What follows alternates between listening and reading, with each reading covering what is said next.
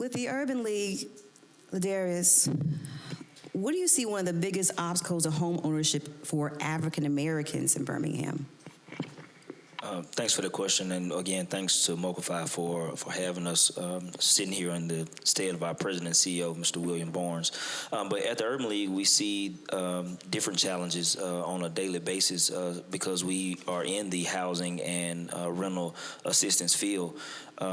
The black community for years have been the underserved community. I mean, nationally, we are 30 points below our white counterparts when it comes to home ownership. We see this on a daily basis, so we know the problems. So what we try to do is connect with other agencies, other private sector agencies, to try to get in that gap and decrease that gap. So people who look like me will also be able to get into affordable home ownership and housing. Thank you, Ladarius. Carol. Yes, ma'am. With the NHS, what are some of the common challenges that homeowners face in Birmingham? And I know we have, of course, the down payments, and but I know that sometimes there still is that air or that specter of discrimination in how we look at things as well. Yes, absolutely. So, Carol Clark, I'm with Neighborhood Housing Services. Like many of the folks represented here, we do work with a lot of aspiring home buyers. We provide group counseling and one-on-one counseling, credit counseling, and pre-purchase counseling. And so, like my colleagues here have cited, the barriers are numerous. I think a lot of it is just, there's some cultural aspects of the way we don't really talk about money among ourselves. It's very private. And so when we do tell somebody, oh yeah, I got my house, 0% down, no PMI, that doesn't fit everybody. And so there's a lot of misinformation circulating because now we get a lot of our information from social media. So it's important to get with somebody who provides the counseling services because it's free. We do a soft pull on your credit and really give you customized information. And we know where everybody is and who has what. Like, who's going to, not frown on your credit score if you want to go now versus, but you might pay more interest. So I guess I'm speaking to sort of a financial fluency or financial, I don't want to say literacy because, that sounds a little more condescending, but we don't have the empowerment, the sophistication, because we don't spend enough time, I guess, in our peer groups really talking in detail about how to do things. So, I'm thinking about some of the systemic things that you were alluding to, Isis, like appraisal bias. Many of our neighborhoods were redlined historically.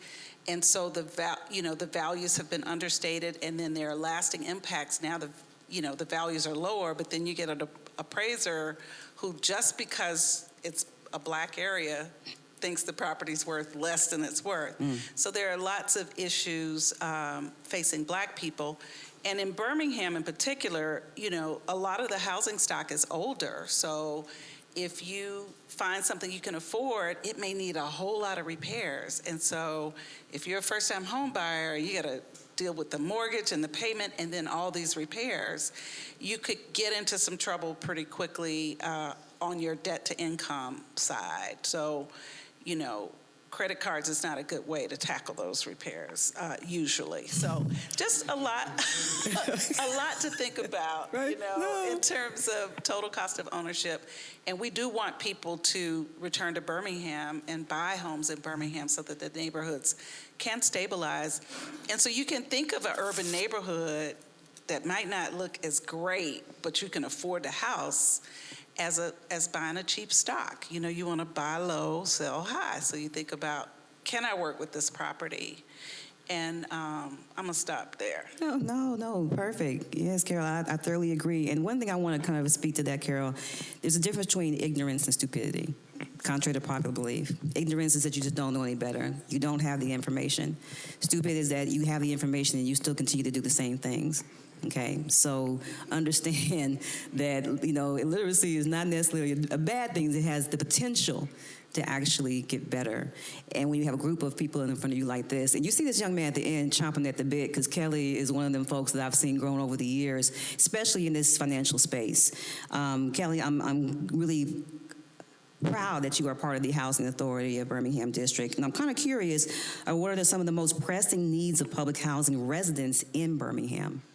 Well, thank you so much, and it's been good for me in this space as well too, and I appreciate you. Thank you for that question. I'm really glad to be here with this group of leaders that we have on the panel. Some of the challenges or some of the needs that our very nuanced population of folks in public housing space, some of their pressing needs would be, I would say first, when it comes to education as it relates to financial matters. We've got several programs through our FSS program. We just kicked back off our home ownership program through our Section 8 department, and we've also have a 5H home ownership program that we're in the process of really kind of building the infrastructure and the capacity for.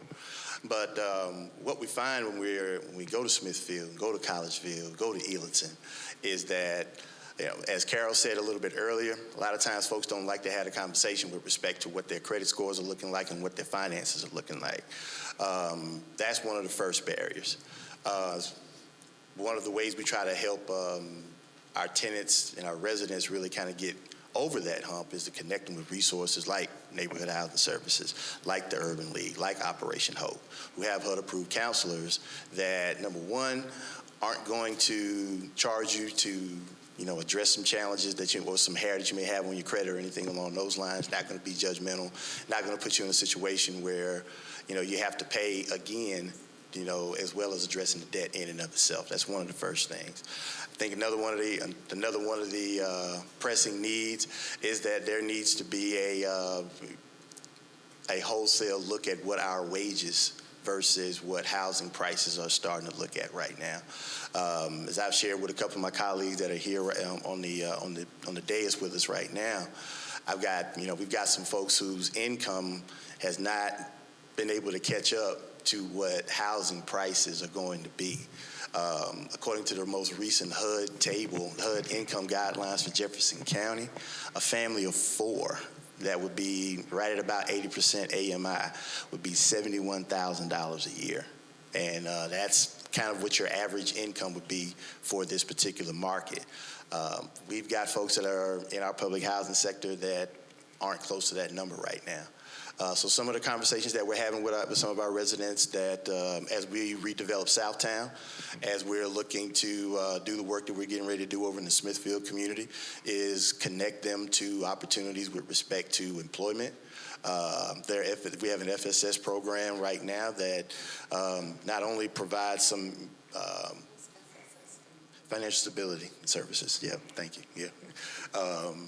Financial stability services, and what they're able to do is really kind of help you get your foot in the ground and broaden your skill set so that you can earn more.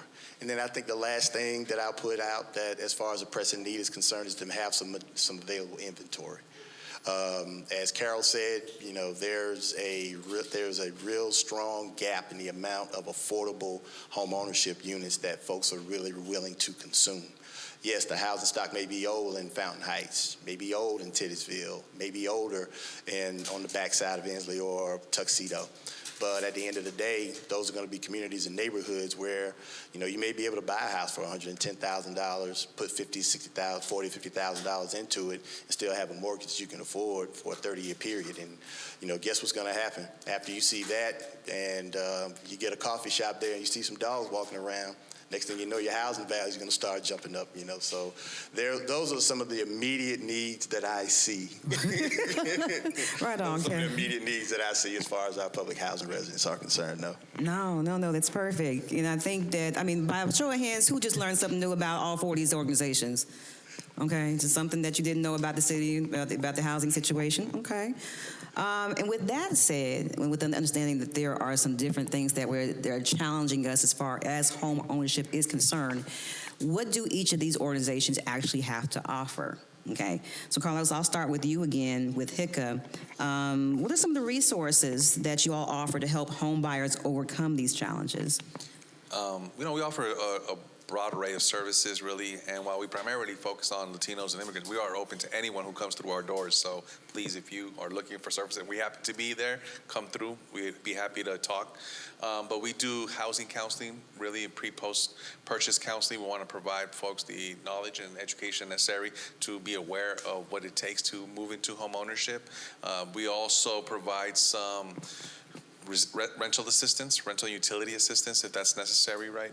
And so we're able to make sure that people can stay in where they are, because we work with populations that are very vulnerable. We have a large sector of the community that we work with that live in trailer parks, and that's concerning, right? We have folks who are living in very vulnerable dwellings, and so that makes anytime there's a climate crisis, a flood, a tornado, or something, our community is particularly hit hard. So we have to provide emergency services so that they can either find some shelter or be able to fix their situation. But we also understand that this is, to Kelly's point, a broader economic crisis, right? And so we have created a workforce development program to help people find better careers and jobs, and we're working with the local companies to plug our community with those programs. Also with the community colleges, we want to make sure that if there's a good opportunity at Spire, at Alabama Power, or what have you, that we can plug in, right? Those jobs sometimes require only a 14-week course, at which point you can start making $50,000, $60,000 a year if you're able to complete those programs and certifications. And we also have a small business development program. So if you are an entrepreneur, we want to be able to make sure that you're able to understand what it takes to start a business and have a successful business. And we also have a microloan program. So if you have a business and you need a loan to help you scale your business, then we want to help you be able to access capital. Right, because a lot of these financial institutions don't want to work with Black and brown communities for a variety of reasons. And so we're not credit-based lenders. We are character-based lenders. And so we will look and work closely and walk with you so that we can provide opportunities so that you can grow a business. And then that, in turn, also helps you understand the housing piece of it. Because once you got more money in your pocket, then you can think about bigger and better options. No, Carlos, I love that. And the character-based principle is an incredible one, too.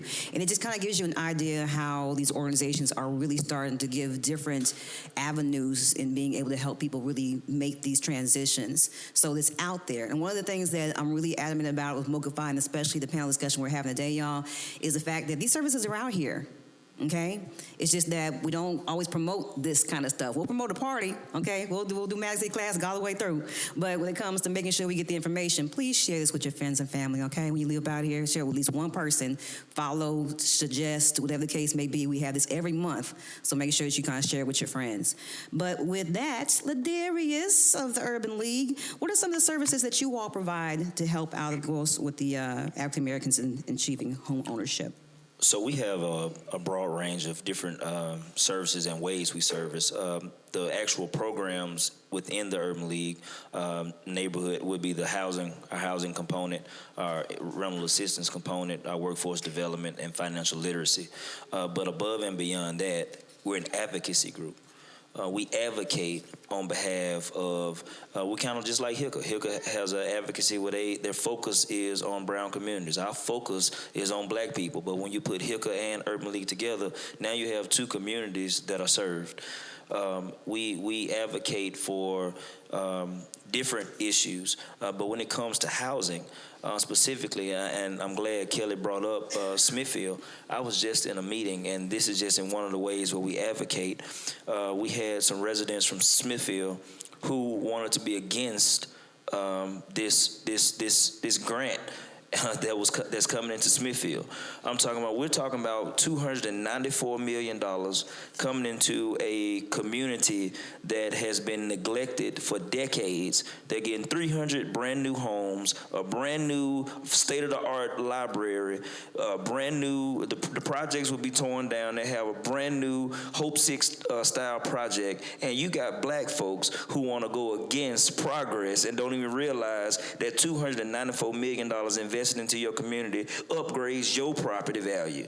It makes no sense. We beat up on each other for no reason. So Urban League handles issues like that. We fight against people like us who want to fight against us when we in the fight for progress.